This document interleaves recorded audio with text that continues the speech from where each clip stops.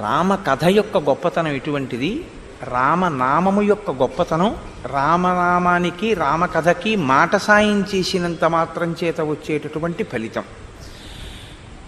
కేవలం మాట సాయం చేసినటువంటి సంపాతికి కాలిపోయిన రెక్కలు మళ్ళీ వచ్చాయి. కాబట్టి రామకార్యం మీద వెడుతున్న వాడికే అంత సాయం చేస్తేనే అంత గొప్ప ఫలితం ఉంటే, రామకార్యమే చేసిన వాడికి ఎంత గొప్ప స్థితి ఉంటుంది. అయితే ఇక్కడ మీరు ఒక విషయం చూడాలి. నిజంగా చాలా పెద్ద రామకార్యం అన్నది ఏది ఉంటుందో అది చేసిన వాడు కోరుకోవలసినది ఎటువంటి వాడికి ఆ స్థితిని రామచంద్రమూర్తి ఇస్తారో తెలుసా అండి? కించిత్ ప్రతిఫలాపేక్ష కూడా లేనివాడికి అంత స్థితిని ఇస్తారు. మీరు అది చాలా జాగ్రత్తగా గమనించాలి. రామాయణం రామ కార్యం మీద వెడుతున్న వాడికి మాట సాయం చేస్తే కాలిపోయిన రెక్కలు వచ్చాయి, మళ్ళీ యవ్వనం వచ్చింది అంటే మళ్ళీ మంచిదే, ఒక వైభవాన్ని పొందాడు. కానీ రామ కార్యాన్నే చాలా ప్రయోజనము అని భావించి ఇంకంతకన్నా వేరొక కార్యం లేదు అని ఆ కార్యం మీద సర్వశక్తులు ఒడ్డి వెళ్ళినటువంటి వాడికి ఏ ఫలితం ఉండాలి? రామచంద్రమూర్తి యొక్క ఆలింగనం లభిస్తుంది, రాముడే లభిస్తాడంతే. ఇంకా దానికి వేరొక ప్రయోజనం ఏమీ ఉండదు, సరికదా? అలా ఎవరైనా నిలబడగలిగితే రామకార్యాన్ని త్రికరణ శుద్ధిగా ఏ ప్రతిఫలాన్ని ఆశించకుండా, ఎందుకు చేశావు ఈ రామకార్యం అంటే రాముని కొరకు తప్ప దీని వలన నాకు ఏ ప్రయోజనము నేను ఆశించి చెయ్యట్లేదు అని త్రికరణ శుద్ధిగా నిలబడగలిగితే దొరికేటటువంటిది ఏమిటో తెలుసా అండి? నేను నీకు ప్రత్యుపకారం చెయ్యలేను అన్న రామచంద్రమూర్తి యొక్క మాట. అంటే ఎంతటి సమున్న స్థితిని పొందుతారో చూడండి. ఇది ఎవరు పొందారంటే స్వామి హనుమ పొందారు. ఎందుచేత అంటే ఆయన సుందరకాండలో బయలుదేరినప్పుడు రామార్థం వానరార్థంచ చికీర్షం కర్మదుష్కరం సముద్రస్య పరంపారం దుష్ప్రాపం ప్రాప్తుమిచ్చసి అన్నారు విద్యాధరులు. రాముని కొరకు వానరుల కొరకు చేస్తున్నారు తప్ప ఆయన తన కొరకు తాను అని చేసినది కాదు సముద్ర తరణం. అంత కష్టపడి ఆయన వెళ్ళి సీతమ్మ తల్లి దర్శనం చేసి వచ్చి సీతారాములు ఒకటవడానికి కారణంగా ఆయన నిలబడితే ఆయన పొందినటువంటి భాగ్యం ఏమి అంటే, నేను నీకు ప్రత్యుపకారం చెయ్యడం కుదరదు కాబట్టి మదంగే జీర్ణతాం యాతు యత్తయోపకృతం కపీహే అంటారు ఉత్తరకాండలో. రామచంద్రమూర్తి నీకు నేను ప్రత్యుపకారం చెయ్యడం అన్నది కుదరదు హనుమా, కాబట్టి నువ్వు చేసిన ఉపకారం ఏదుందో అది నా శరీరమునందు జీర్ణమైపోవుగాక అంటారు. అంటే రాముడు కూడా ప్రత్యుపకారం చెయ్యగలను అని అనలేనంత గొప్ప స్థితిని పొందగలగడం త్రికరణ శుద్ధిగా రామకార్యాన్ని చెయ్యగలిగినటువంటి ప్రజ్ఞ ఏర్పరచుకోవడం. అయితే అది అంత తేలికైన విషయం కాదు. శ్రీరామాయణంలో మహానుభావుడు కారణ జన్ముడు కాబట్టి ఒక్క హనుమకి మాత్రమే అది లభించింది. నేను ఇప్పుడు కారణజన్ముడు అన్న మాట వాడి ఉంటే హనుమ ఏ కారణం చేత అసలు జన్మించారో, ఆయన జన్మ వృత్తాంతం ఏమిటో, అది ఎలా సంభవించిందో ఇవాళ బ్రహ్మగారి తర్వాత బ్రహ్మగారి లాంటి వాడు రామాయణంలో జాంబవంతుడు. ఆత్మావై పుత్రనామాసి అని కదా, కొడుకు తండ్రి రూపంలో ఈ లోకంలో తిరుగుతూ ఉంటాడు అని. కాబట్టి ఇప్పుడు చతుర్ముఖ బ్రహ్మగారు ఈ సృష్టినంతటినీ చేసినటువంటి మహాపురుషుడైతే ఆయన యొక్క అంశతో వచ్చిన జాంబవంతుడు కూడా శ్రీరామాయణంలో అంత స్థితినే పొందాడు. అందుకే రామాయణంలో ఎక్కడెక్కడ ఏ విపత్కర పరిస్థితి ఏర్పడినా జాంబవంతుణ్ణి సంప్రదిస్తూ ఉంటారు. సాధారణంగా ఎప్పుడైనా మహర్షులకు కానీ దేవతలకు కానీ ఇబ్బంది కలిగితే ముందు వాళ్ళు వెళ్ళి ఎవరిని సంప్రదిస్తారు అంటే చతుర్ముఖ బ్రహ్మగారిని. శ్రీరామాయణంలో జాంబవంతుణ్ణి సంప్రదిస్తూ ఉంటారు. ఆయన పెద్దరికం అటువంటిది. కాబట్టి ఇప్పుడు ఆయన పెద్దరికం ఏమిటో కిష్కింధకాండ పూర్తయ్యేటప్పుడు మహర్షి ఆవిష్కరిస్తారు.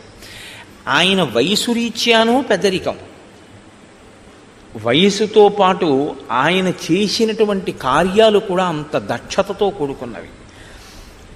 ఇప్పుడు నేను ఉడిగిపోయాను అని చెప్పడం కాదు, శరీరంలో ఉన్నటువంటి శక్తి ఉడిగిపోయినా తన అనుభవంతో చెయ్యగలిగినటువంటి మేలు ఏదో అంత గొప్ప మేలు జాంబవంతుడు చేస్తూ ఉంటాడు రామాయణంలో. అందుకే దక్షిణ దిక్కున ఉన్నటువంటి సముద్రపు ఉత్తర దిక్కున వానరులందరూ కూడా కూర్చుండిపోతే, 100 యోజనముల సముద్రాన్ని దాటేవాడు కనపడకపోతే, దాటేవాడెవడో నేను చెప్తాను, దాటేవాడెవరో నేను చెప్పడం కాదు, చెప్పి ఆయనని నేను ప్రోత్సహిస్తాను. అది జరిగితే తప్ప ఆయన వెళ్ళాడు. ఆ విషయాన్ని కిష్కింధకాండలో మాత్రం చెప్పరు. మీరు ఇది ఎక్కడి నుంచి చూడవలసి ఉంటుంది అంటే, శ్రీరామాయణంలో సుందరకాండ వరకు కానీ యుద్ధకాండ వరకు కానీ మీకు ఎక్కడా ఈ ప్రస్తావన లేదు అసలు హనుమ గురించి. మరి ఎక్కడ తెలుస్తుంది అంటే, ఉత్తరకాండ చదివితే హనుమకి శాప విమోచనం ఎక్కడైంది అన్న విషయాన్ని మీరు చూడవలసి ఉంటుంది. హనుమకి శాప విమోచనం కిష్కింధకాండ చిట్ట చివరిలో అయింది. సుందరకాండ ప్రారంభం, కిష్కింధకాండ చివర. అది కూడా జాంబవంతుడు చేసిన స్తోత్రం వల్ల అయింది. నిన్నను ఆయన ఒక మాట అన్నాడు, తతప్రతీతం ప్లవతాం వరిష్టం ఏకాంతమాశ్రిత్య సుఖోపవిష్టం సంచోదయామాస హరిప్రవీరం హనుమంతమేవా. నేను ఇదిగో ఏకాంతంగా కూర్చున్నటువంటి వాడున్నాడే ఆ హనుమ, ఆయనే ఈ కార్యాన్ని చెయ్యగలడు. ఈ కార్యాన్ని చెయ్యగలిగినటువంటి హనుమ సమర్థత కలవాడైనప్పటికీ తన శక్తిని తాను మరిచి అలా కూర్చున్నాడు. నేను ఆయనని ప్రేరణ చేస్తాను అన్నాడు. ప్రేరణ చేస్తే గుర్తు రావడం ఏంటండి అంటే, ప్రేరణ చేస్తే గుర్తు రావాలి అంటే తన బలం తన చేత విస్మరింపబడి ఉండాలి. ఎందుకు విస్మరింపబడిందో, ఎందుకు ఆయన జ్ఞాపకం లేదో నేను మీకు కిష్కింధకాండ ప్రారంభమైన రోజున మనవి చేశాను. నాతి క్రుద్ధాతి మన్వత అని శేపురేనన్ రఘుశ్రేష్ఠ, వాళ్ళు కోపం లేకపోయిన ఋషులు అప్పటికి హనుమకి అంత బలం అవసరం లేదు అని ఒక అనుగ్రహ వాక్కు శాపరూపంగా విడిచిపెట్టారు. ఎప్పుడెప్పుడు ఈయన యొక్క బలం లోకానికి అవసరం అవుతుందో ఆనాడు ఈయన్ని ఒకరు స్తోత్రం చేస్తారు. ఆయన బలం ఆయనకి జ్ఞాపకం చేస్తారు. ఆ జ్ఞాపకం చేసిన రోజున ఈయన శాపం తొలగిపోతుంది, ఈయన బలం మళ్ళీ ఈయనకి జ్ఞాపకానికి వస్తుంది. ఇంకక్కడి నుంచి ఆయన చెయ్యవలసిన పనిని ఆయన చేస్తారు అని. అందుకే ఇంత బలవంతుడైన, అసలు ఆ మాటకొస్తే నిజంగా హనుమ తలుచుకుంటే వాలిని నిగ్రహించగలరు. కానీ తన బలాన్ని తాను మరిచిపోవడం వల్లే వాలితో పాటుగా భూమండలం అంతా ఆయన తిరిగారు. అటువంటి హనుమకి శాప విమోచనం అయ్యేటటువంటి సందర్భం చాలా మహోత్కృష్టమైనటువంటి సందర్భం శ్రీరామాయణంలో. ఎందుకంటే ఇక నుంచి ఆయనకి శాప విమోచనం జరిగితే ఆయనకున్న బలం దేనికి ఉపయోగపడుతుంది? భక్తరక్షణ కొరకు ఉపయోగపడుతుంది. భక్తులైన వారు ఎవరున్నారో, ఈశ్వరుణ్ణి ఆశ్రయించిన వాళ్ళు ఎవరున్నారో వాళ్ళని రక్షిస్తారు.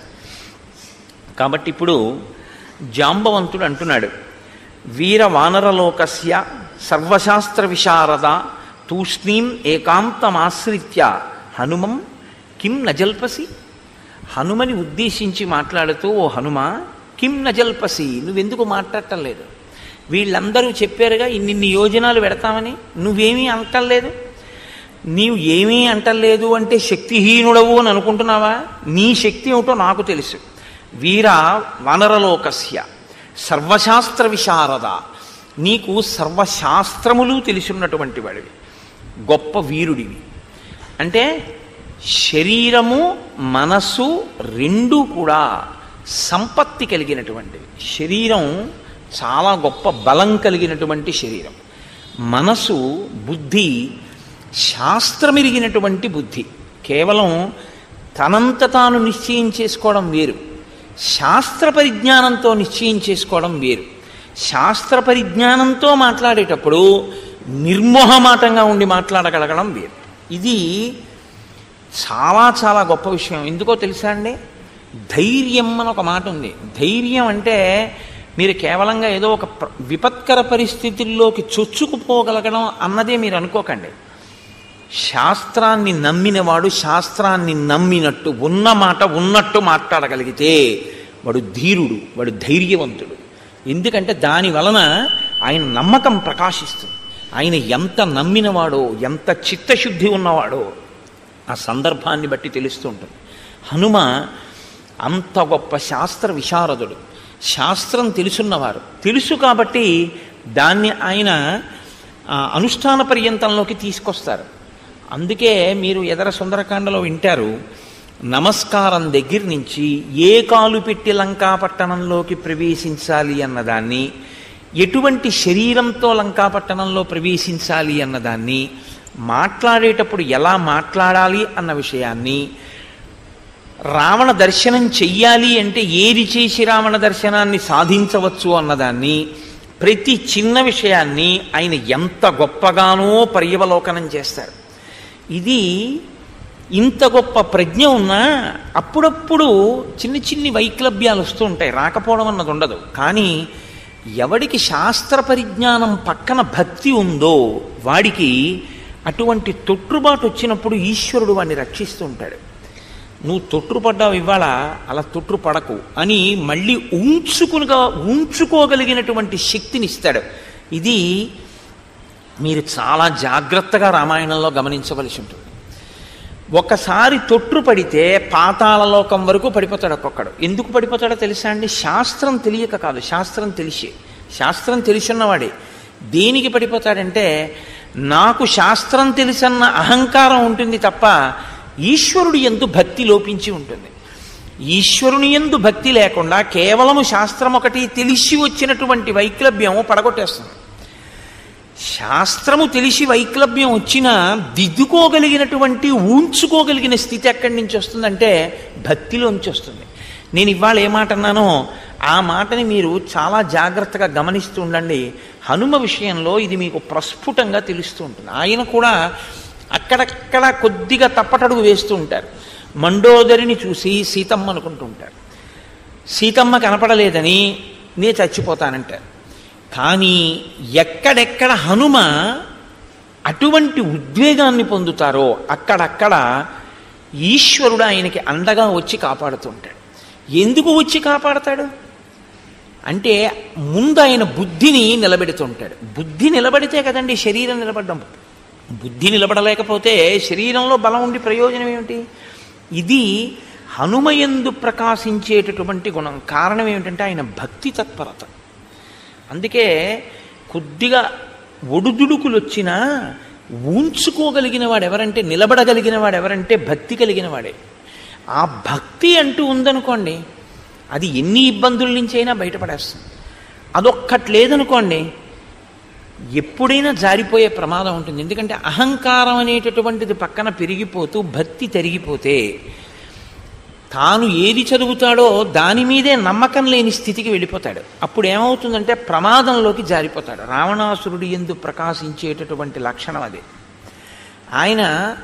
ఆయనకి శాస్త్ర పరిజ్ఞానం ఉంది, ఆయనకి తెలుసు. కానీ ఆయన దేనికి వాడుకుంటాడంటే, తను చేస్తున్నదే మంచి పని అన్నదాన్ని సమర్థించుకోవడానికి, శాస్త్రాన్ని మార్చి చెప్పడానికి ఉపయోగిస్తాడు. తనకి అనుకూలంగా శాస్త్రాన్ని తిప్పుతాడు తప్ప శాస్త్రం ఎలా ఉందో తాను అలా ప్రవర్తించాడు. ఎందుకని? భక్తి అన్నది లోపించడమే దానికి కారణం.